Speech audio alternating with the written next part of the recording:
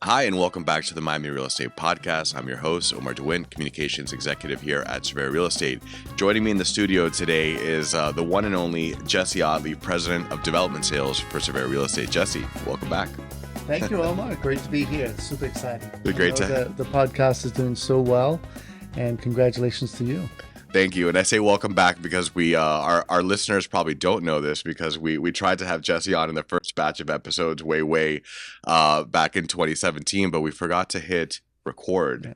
So he's been gracious to give us his time back today. And I always say fail hard. So, I learn from your mistakes. Yeah. So Jesse, I wanted to have you on because, as I just mentioned, one of the series that we have that it's super popular with our Miami real estate audience is our How to Be a Top Producer series, right? Where we break down the highly effective habits of the industry's top leaders. So many listening out there know you, but I'll give a quick background for those that don't. So Jesse has had a 30 plus year career in Miami real estate, in development sales. He's currently managing 4.5 billion of new development real estate listings and the Cervera exclusives. But you've worked with all the top developers, all the top projects, big and small, and we just want to sort of learn from you. A lot of Miamians have an interesting journey. You have a very interesting one. So I want to take you back to the beginning and ask you to sort of share with us how you arrived at Miami. It was interesting. I remember I'm from Papua New Guinea in the South Pacific to begin with, which was a territory of Australia at the time. And so I was born and raised there. I was actually born and raised and grew up in the middle of the jungle. And I always say that being in the jungle of Papua New Guinea trained me for the jungle of Miami real estate. So, where we literally grew up with cannibals. And I had a meeting this morning with a developer who was saying, wow, the Miami real estate brokerage, they're like cannibals out there. So I came prepared for that. And then from an agricultural background, moved to Australia, finished my education there. And I remember when I was 16 in Australia watching Miami Vice on TV in the 80s. And I thought, that's where I want to end up.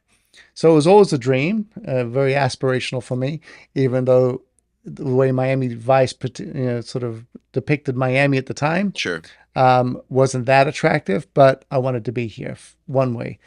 Made my way to California, San Francisco, spent 6 years in California, which was an amazing time, got my real estate license. That's where I sort of got into real estate. But I always had this vision of real estate. I always had this idea that that's where the space I wanted to be in.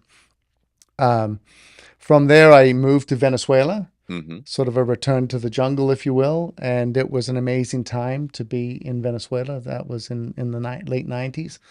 And just an incredible time in life. It was an incredible time in Venezuela. And unfortunately, that came to an abrupt end when Chavez got in. Sure. But what was interesting is I had started a real estate company in Venezuela, was dealing with a lot of petroleum companies with their international executives coming into Venezuela. So it was in the housing market in Caracas. And then when sort of everything shifted politically, I saw the writing on the wall and said, I'm not going to invest my future in this, as a lot of Venezuelans agreed with. And so I looked for other opportunities. That's when I came to Miami, having never been to Miami before. And I had all the components that I loved. I had the weather, it had the Latin component. I had learned Spanish when I was in Venezuela, which sort of gave me an advantage here. Right. And the beauty of it is when I did get here, and it was interesting you asked the question because this morning I was talking to a new agent who had just moved here from another state, and she was asking, how can I be successful in this market? And I said, well, and I told this story that when I left Venezuela and I came here, I had established relationships there. I knew what they were looking for here, and I made myself the expert to them and for them. Right. And I think there's an opportunity there. And that's how I became very successful very quickly. In Florida, because I had a defined market that was coming in. Sure. I became an expert in my field here, and I became sort of Mr. Miami when it came to real estate expertise. And I sort of provided that level of comfort for these investors and buyers. And that's really how I got started here in Miami. And I remember it was on my birthday. I walked into one of a new projects being launched by Cervera Real Estate. Alicia Cervera was there. We met and hit it off immediately. And it's been 23, 24 years. Wow. So that's the short version. Yeah. Okay. I like that. You hit on a lot of interesting points there, and positioning yourself, having a market, being an expert and a value resource for that, I think is a great tip. First, walk me through some of the most important milestones for you when you got here, real estate wise, like where you hit just like the real success. I imagine you were catering to the Venezuelan market, but was there Right. some other elements that you said like, man, I'm really good at this, and just these key milestones? I was convinced that I would be the expert in this field, Hmm. right? And I always knew I wanted to be in new development. And so I became hyper focused on knowing my market and Hmm. wherever my building was at the time to really understand that market. Hmm. I often tell newer agents, some agents, they don't want to work on the weekend or they don't want to work, long hours. I used to come in an hour at least before the sales gallery opened. I'd leave an hour after it closed. On the way in on the weekend, I would call surrounding buildings of existing inventory because we were selling new development. And I would call the listing agent and say, listen, I, quote unquote, have a client from Venezuela coming up next month. Can I preview your listing? Hmm. Sure, the key's in the lobby, go by and see it. So I would go by on the way to work on a Sunday and visit 2 or 3 buildings just to see what the lobby was like, to see what the elevators were like, to see what the balconies and the views were, so that I understood every component of the building around me. So on a Wednesday, 3 weeks later, somebody walks in and says, yeah, we like your project, but I'm thinking about this building down the street. And I could tell them everything about that building down the street. So it was that knowledge of the market that I think that Sure. set me apart. And really, I started to get some traction in sales. Jesse, you're a busy guy. How do you balance your demanding schedule with having a life? Good question, because I think it forces you to prioritize, right? You have to make up your mind what's a priority to you. And there's that age old sort of metaphor of, putting big rocks, small rocks, and sand into a bucket. And if you fill up with the sand first, then all the other rocks won't fit, right? So it's the big rocks that have to go in first if they are the priority. So it's making those life choices first of what's important to you, and then the rest will work itself out. So, my family's very important to me, so I've made that commitment. The well-being of the company and the people in it has been extremely important to me. And when you make those kinds of commitments, all kinds of things start to happen in that direction. And that's the sort of it's part of the mystery, right? But until you're clear on that and what you want out of that, they'll and it goes back to what we spoke about earlier, and that is the opportunity is often in the peripheral. It's not where you're looking. And so when you make the commitment, you make those priorities, you know what you have to do, you can start to schedule your world around both of those. And that's really, I guess, the way I've been able to do it. And having a commitment to really being as efficient as you can be and as effective as you can be. And oftentimes that's hard because it's easy to get caught in inefficiencies and not realize, that I'm just being a busy idiot, if you Mhm. will, right? A lot of agents in our business spend their time being busy, but they're not being effective. And when you realize you've got limited time and you have prioritized and you force yourself to be effective and efficient, you can get a lot more done. The keys to success and the attributes. So being prepared, knowing, having the info. Is there another one or two attribute that really makes a successful development sales agent stand out? Listen, I think you have to, I never forget, I had a meeting we're doing an initiative into China a few years ago. And we had this entire entourage from China coming. They visited a number of our sales galleries. And our founder, Alicia Senior, was gracious enough to host them in one of our sales galleries. And so they were asking her a number of questions. And so you founded the company, and this is your history. And she said, and then they asked her, so what makes you guys so successful? So she pointed to me and said, you answer that question. So the pressure was on. But and what I said to them is what I'll say to you, and that is that we are in a service industry. and more than a sales industry. And when you can service somebody's needs and you understand what their needs and their wants and their desires are, then then you'll be successful. It's if you come from that perspective of how I can find a solution to this buyer's needs, how can I find a solution to this investor, how can I find a solution for this developer, then you'll always win. If you're approaching it, what can I get out of it, or what can I sell, and what can I close on, you'll win sometimes, but you'll lose more often than not, because oftentimes, sort of success is found in the peripheral. And if you have your mind open to how you can serve somebody, you'll find opportunities that you didn't expect, that'll pop up in your periphery without focusing myopically on just the one thing in front of you. What's the biggest mistake that agents make when they get into development sales, or they're trying to get into development sales? I think the biggest mistake is that they hope that they will survive on the leads that a development will bring them. They is one of the mistakes. They are unaware of the fact that it's what they bring to the table that's going to count. And so, the age old, it's not what the development can do for you, but what you can do for the development, right? Where, again, as an agent, to approach a project, then how can I serve this project? How can I be an addition to this team? How can I make this team better? How can I sell out the building? As opposed to, okay, great, what percentage of the inventory are you going to give me to sell? So that's one of the mistakes I think that is made. I also think that agents go into new development sales thinking that it's going to be easy. It's a very tough sale.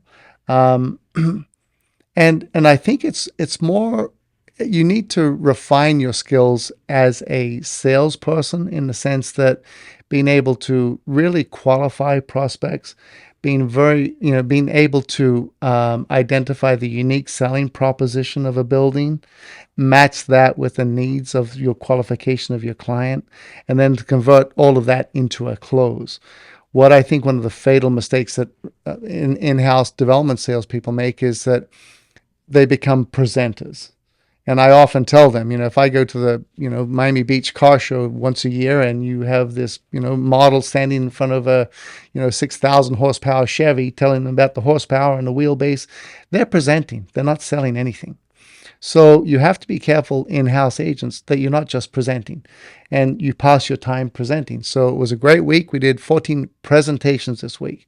But if it didn't convert to anything, you're missing your mark, you're missing your responsibility, and you're not serving the client. How would you describe the difference between a presentation and a sales pitch? So, and I didn't even like it as a sales pitch. It's more of a demonstration, if you will. So a presentation is basically, I'm a lecturer, I'm getting up, here's a slideshow. I will tell you from A to B the next 42 pages. That's a presentation. Demonstration is sharing with you. Like, it's understanding, what is it you like, Omar? Do you mind if I ask you a couple of questions about what's inspired you?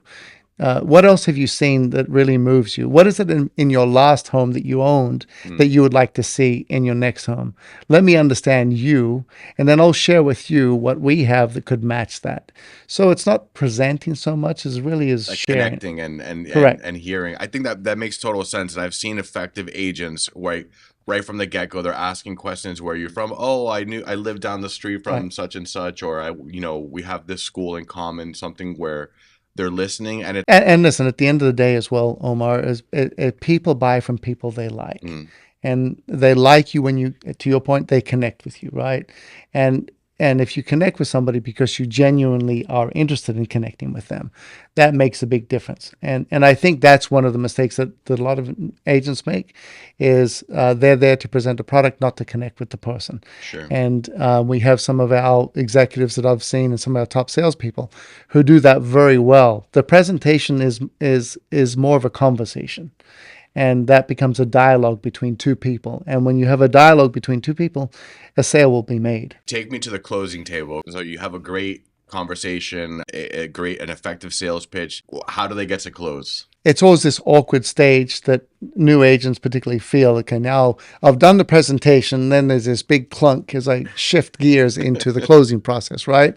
which can be very awkward. And that goes back to connecting, goes back to the discovery phase of really sitting to understand what somebody's looking for, and wanting people to engage with you. So the close is not a sort of a triggering event. The close is sort of a buildup of smaller events, which we refer to as the trial close, right?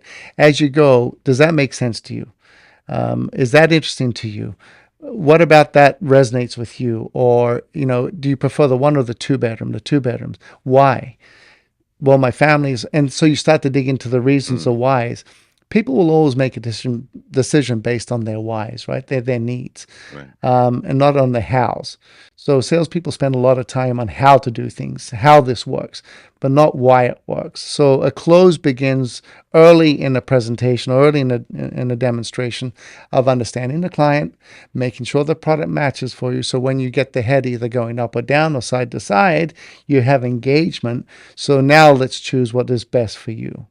And it sort of is just an extension of the same conversation. So Miami is a big part of the sale, right? It's changed a lot from the Miami Vice days. I like to say from Miami Vice to Miami Nice now. But how do you position Miami for the next 10 to 15 years when you're talking to buyers? Miami simply is the face of American cities in the years to come. This is what it will look like across the entire nation. The cultural mix that we have here, the economic mixes we have, the economic drivers from all different points around the globe. There's just all the quality of life. As we're shifting and luxury is changing by definition, and just the mindset of the newer generations of what their expectation is in that quality of life. Miami sort of defines that. So it's not just the bricks and mortar, and it's not just we talk a lot about the economic drivers and big business coming in. That's all wonderful. But there is also just the quality of life that people are expecting more and more, whether it's, here or in Chicago, more and more people are working from home and expecting that difference in the quality of life. And Miami is a sort of manifestation of all of that. Sure. So it's sort of like a postcard of the way things will be, but you can have it now. And it has so much to offer that, even 10 years ago, we didn't have the breadth of offering that this city has at different levels. It doesn't only have to be at the high end, So I think sort of for the next 10 years, at every strata, we're seeing incredible growth that's starting to happen. And how does that translate for developers? There's incredible growth and they see opportunity, but what are the biggest challenges that they're facing? And so how do you sort of help them navigate the shifting Miami landscape? So listen, the biggest challenge for developers really is cost, right? I mean, we have a rising sales market, which is, and that market ebbs and flows, obviously, with different impacts globally, politically. One of the benefits and beauties of Miami is we don't have one feeder market. We don't have one source. We spoke a little bit about Venezuela. That is not a strong market for us anymore. Colombia is a massive market for us. Brazil, once upon a time, when we started selling Aston Martin, Brazil was a huge part of our buyer base. And then it waned over the years, but then Argentina became on. So, and if it's not Latin America, it's Europe. And if it's not in Europe now, as we know, it's North America, right, since COVID. So sort of we have this plethora of feeder markets that keep our market sustainable. So that is on the buy side and on the demand side, which developers look at as one of their challenges, right? It's all a question of demand. I heard an interesting conversation last night. They're talking about brands, and somebody said, there are too many brands. And there was a lot of different answers to it, but in my mind, it's kind of like it's a self-stabilizing answer to that question, because a brand will only come into a market where there's demand, and a builder will only build a building where there's demand. And if there's not enough demand, or if there's too many of that brand, it's not going to happen. So I don't think by the time you see a brand come into the market, it's been vetted. There is enough demand for that, and there's not the competition for that specific service set or that specific brand for that to be successful. So, but the real issue and the real challenge for developers is cost, right? Because they operate in that delta between sales and cost. And so, in the luxury space, You can afford to have higher costs because your materiality is your location is better. Your materiality is obviously much improved. The challenge is when you don't have those A prime sites and you've got a B or a C site, Mm-hmm. where the cost of the site may be a little less, your cost of construction is still very high. So that is always the challenge. So where we can come in and where we can provide help is say, well, listen, maybe we need to change the product type for that B or C site. We have a project in the Gables that, as an example of that, a developer had an amazing piece of land that was being sold as a luxury condos, 3 4 bedrooms, and they didn't have traction. But we saw the opportunity to say this is a great place to be smaller unit types, but make them furnished, finished, turnkey. So you have a smaller, a lower absolute price, but a higher price per square foot. And we turned those into sort of long-term, short-term residences, furnished, finished, turnkey. And it worked, and it was a tremendous success. So that's how we can help developers by sort of maybe redirecting product type. What else are you seeing, Jesse, in terms of trends in development in the marketplace? Short-term rentals has been a popular concept. Is that here to stay, or how do you see that moving forward? Listen, Miami, being the transient city that it is, everybody wants to be here at least a week, a year. Um, and really that is an answer to the question in the market that the market was screaming at us for 20 years. So maybe we're a little slow in the uptake there. But yes, no, I think that's a tremendous product that is here to stay.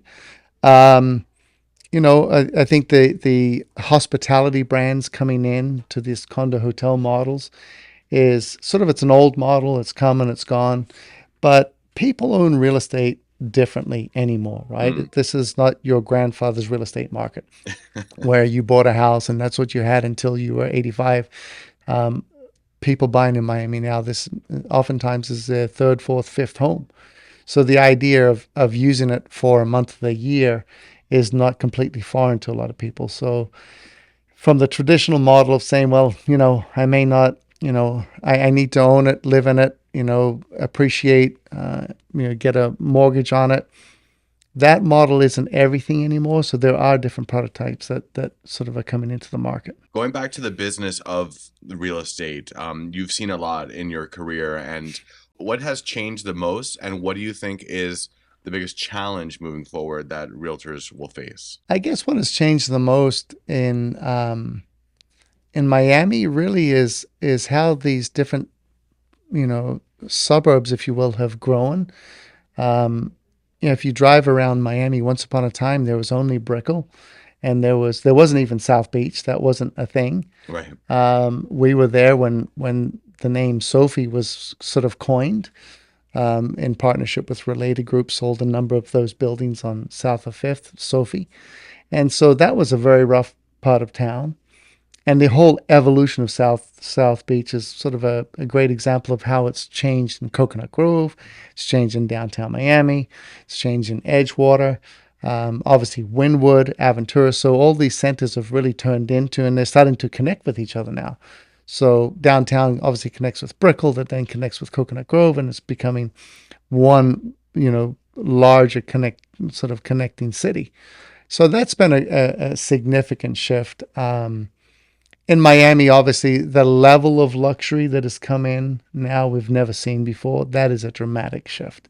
We never had that level of true luxury, and that real money that has come in. One of the things that we've seen, with the inflow of U.S. capital more than anything, I always refer to American money as kind of like cold air. It comes in, it's heavy, it comes in, it sits there for a long time, and it's very powerful. Mm. And it changes the dynamic of the market. And we're seeing that now. There's some significant wealth with, a good example is Citadel coming in and spending over $380 million on a parcel that was ping-ponged back and forth between, 100 and 150 million for years. Mm.